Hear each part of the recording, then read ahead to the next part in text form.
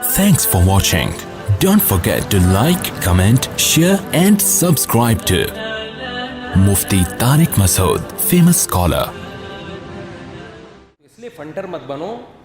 इस्लाम ने जो दायरा खींचा है ना, देखो दो इंतहाएं हैं. एक इंतहा रहबानियत की तरफ लेके जाती है आपको, और एक इंतहा इबाहत पसंदी की तरफ, लिबरलिज्म की तरफ लेके जाती है. लिबरल लोगों के यहाँ इतनी आसानियाँ हैं कि निकाह के तकल्लुफ़ की भी ज़रूरत नहीं है.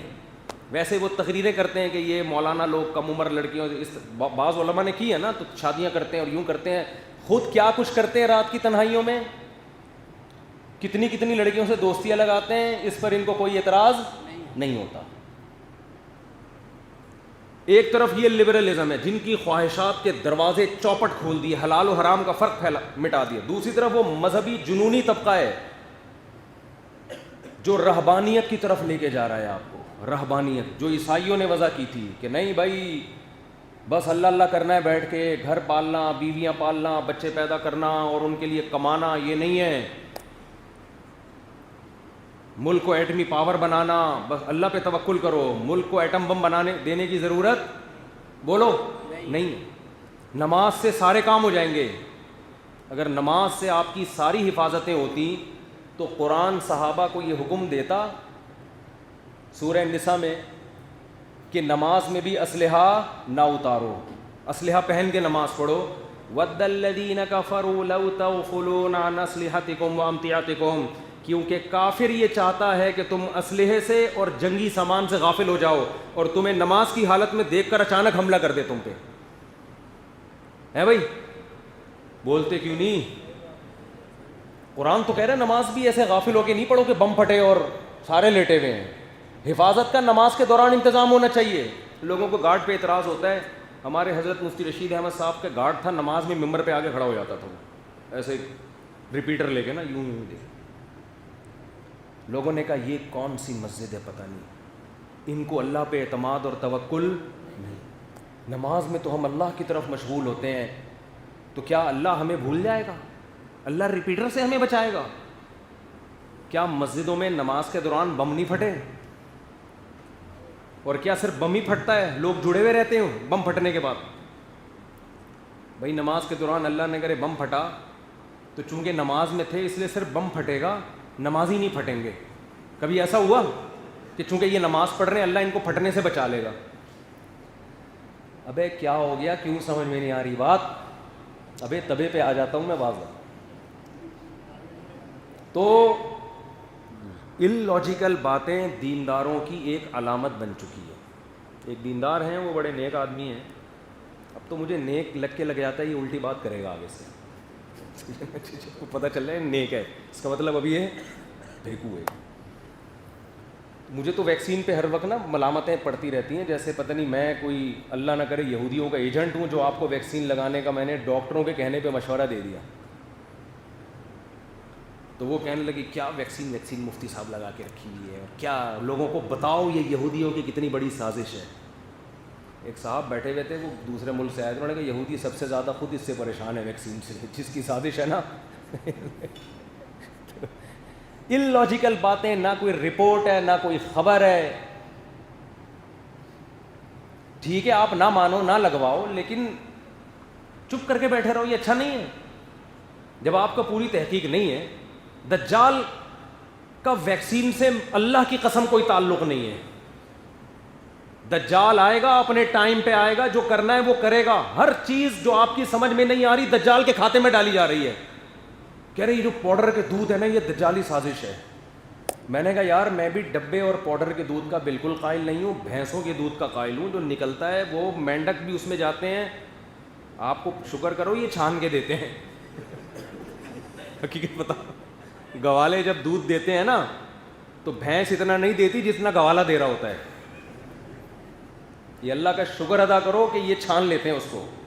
अगर ये बगैर छाने दें आप ये दूध पीना छोड़ दो. मक्खी मच्छर तो बहुत हल्की चीज़ है, मेंढक निकलते हैं इसमें से, बहुत हल्की चीज़ है मक्खी मच्छर. मेंढक ज़्यादा हो गई लेकिन देख लेना. तो हम भी डब्बे के दूध के कायल नहीं हैं, लेकिन दज्जाली साजिश, दज्जाल का नीडों से कोई ताल्लुक नहीं है. دجال کو دجال رہنے دو. ہر نبی نے یہ حقیقت, لوگ کہتے ہیں دیکھو ہر نبی نے اپنے دجال سے ڈرایا نا اپنی قوم کو. میں نے کہا بالکل ٹھیک ہے. نبی صلی اللہ علیہ وسلم نے بھی دجال سے ڈرایا, بالکل ٹھیک ہے. دجال آئے گا, حضرت عیسیٰ قتل کریں گے, دجال جنت بھی دکھائے گا, جہنم بھی دکھائے گا, بالکل صحیح ہے. یہ باتیں صحیح حدیث سے ثابت ہیں. لیکن آپ کو جو چیز سمجھ میں نہ آئے وہ دجال, بولو. جیسے آپ کو امریکہ سے اگر دشمنی ہے, دو بندے گلی میں لڑ رہے ہیں, یہ کس کی سازش ہے؟ امریکہ کی. بھائی امریکہ کی سازشیں ہم مانتے ہیں. آپ کے گھر میں جو لڑائی ہو رہی ہے اس کا امریکہ سے کوئی تعلق, ہر چیز امریکہ کے کھاتے میں مت ڈالو. اور روحانی عامل ڈالے گا ساس کے کھاتے میں کہ تمہاری ساس نے کروایا ہے, سوکن کے کھاتے میں ڈال دے گا کہ میاں بیوی کی لڑائی لڑوائی ہے. وہ روحانی عامل اسی کھاتے میں ڈالتا ہے, حالانکہ وہ ان کا اپنی غلطی ہے, لڑ رہے ہیں آپس میں. ان لاجیکل باتیں. تو دجال کے کھاتے میں نیسلے کا پانی دجال میں ڈالا ہوا تھا. نیسلے اور یہ ایکوفینا اور یہ جو پانی آ رہے ہیں نا کمپنیوں کے, یہ ڈاکٹر آپ کو بتائیں گے یہ فائدہ مند ہے یا نقصان دہ ہے. یہ میں بھی ڈاکٹروں سے ہی پوچھتا ہوں, اس میں دو رائے ہو سکتی ہیں, وہ کہ فائدہ مند ہے, کوئی کہ نقصان دہ. میرا یہ ابھی موضوع نہیں ہے, ورنہ ایک نئی جنگ چھڑ جائے گی. تو لیکن میرے بھائی اس پانی کا دجال سے کسی قسم کا کوئی تعلق نہ, یہ دجال کی تیاری ہے پانی, نہ دجال سے اس کا کوئی تعلق ہے. پولیو کے قطرے دجال کے باپ کو بھی معلوم نہیں ہے.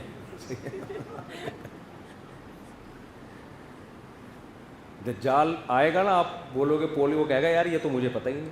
جیسے معین اختر کہتے ہیں میرے ماموں نے جب پولیس بلوائی, مالک مکان نے جب پولیس بلوائی نا, ماموں کرایہ نہیں دے رہے تھے. وہ کہہ رہے تھے کم بخت پانی کیسا آ رہا ہے تو ایک لوٹا بھر کے دکھا دے نلکے سے.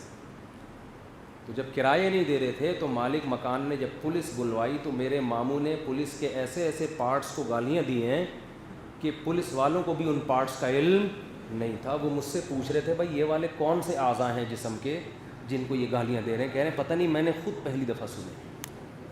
تو جیسے معین اختر کے ماموں نے پولیس والوں کے جن پارٹس کو گالیاں دی ان کا پولیس والوں کو بھی علم نہیں ہوتا. اور واقعی آج ایسے ایسے پارٹس کو گالیاں دی جا رہی ہیں جو آدمی میں ہے ہی نہیں. بعض ایسی گالیاں ایسی ایسی چیزوں کو دی جاتی ہیں جو ہے ہی نہیں. بلب کے رشتہ دار ہوتے ہیں بلب کے رشتہ داروں کو گالیاں.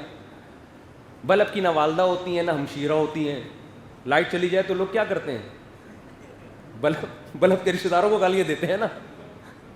کیا خیال ہے بھائی؟ تو بلب کے تو کوئی رشتہ دار نہیں ہوتا, لیکن بلب کے رشتہ داروں کو گالیاں. تو خیر, تو دجال جب آئے گا تو ہم اس سے پوچھیں گے یہ پولیو کے قطرے پلانا آپ کی سازش تھی؟ یہ کرونا آپ نے نکالا؟ کرونا کی ویکسین آپ نے نکالی؟ اور نیسلے کا پانی آپ کا پیدا کرتا تھا؟ کہ بھائی ان پارٹس کا تو مجھے علم نہیں. بولو, کہہ رہے یہ تو ہم نے خود پہلی دفعہ سنا ہے. کہہ رہے میں جتنا برا ہوں نا اتنا ہی رہنے دو, جتنا برا ہوں وہ میرے جہنم میں جانے کے لیے کافی ہے. دجال کہے گا اسی پہ خدا مجھے جہنم میں بھیج دے گا جو میں کر رہا ہوں, لیکن وہ جرائم میرے کھاتے میں مت ڈالو جن کا مجھے علم ہے ہی نہیں. تبھی وہ پولیس والے کہنے لگے ہوں گے نا کہ بھائی ایسے پارٹس کو گالیاں دو جو ہمیں معلوم تو ہے تاکہ ہم ان پارٹس کا دفاع کر سکیں. ایسے پارٹس کو گالیاں دے رہو جو ہے ہی نہیں تو ہم دفاع کیسے کریں اس کا؟ ان لاجیکل باتیں, ان لاجیکل کام. نماز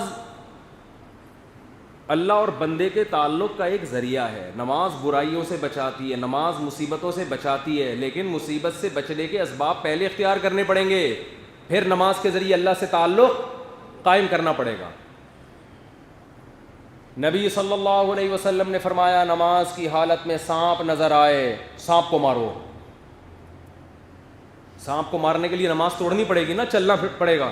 آپ نے تو یہ نہیں فرمایا چونکہ نماز میں مشغول ہو, سانپ کیا اژدہا بھی نظر آ جائے, اللہ پہ ایمان مضبوط رکھو, تم اس وقت اللہ سے رابطے میں ہو, تمہارا سانپ کچھ بھی نہیں بگاڑ سکتا. کیا ہو گیا بھائی؟ میدان جنگ میں نماز کا طریقہ بتایا گیا کہ اے نبی جب آپ میدان میں نماز قائم کریں جماعت سے تو سارے مجاہدین آپ کے پیچھے نہ کھڑے ہوں, آدھے فرنٹ لائن پر رہیں, آدھے ایک رکعت پڑھ کے واپس چلے جائیں, وہ اپنی ایک رکعت وہاں مکمل کریں. حالانکہ یہ چل پھر رہے ہیں نماز میں, لیکن جنگ کی ضرورت کی وجہ سے اس کی اجازت دے دی گئی کہ وہ ایک رکعت وہاں مکمل کریں, پھر وہ والا فریق یہاں آئے گا, ایک رکعت نبی کے ساتھ پڑھے گا, اگلی رکعت اپنی یہاں مکمل کرے گا, تاکہ سب کو ایک امام کے پیچھے, نبی کے پیچھے جماعت نصیب ہو جائے, لیکن میدان ہاتھ سے نہ جائے. اور اس دوران قرآن کہہ رہے اسلحہ اٹھا کے نماز پڑھنی ہے تم نے. سورہ النساء. کیوں؟ ود الذین کفروا, کافر یہ چاہتے ہیں, لو تغفلون عن اسلحتکم وامتعاتکم, کہ تم اسلحہ اور اپنے جنگی سامان سے غافل ہو جاؤ, پھر تم پر یمیلون علیکم میلۃ واحدہ, ایک ہی دفعہ میں حملہ کر کے ختم کر دیں. تو اسلام نماز کے ساتھ اسباب کا بھی حکم بولو دے رہا ہے.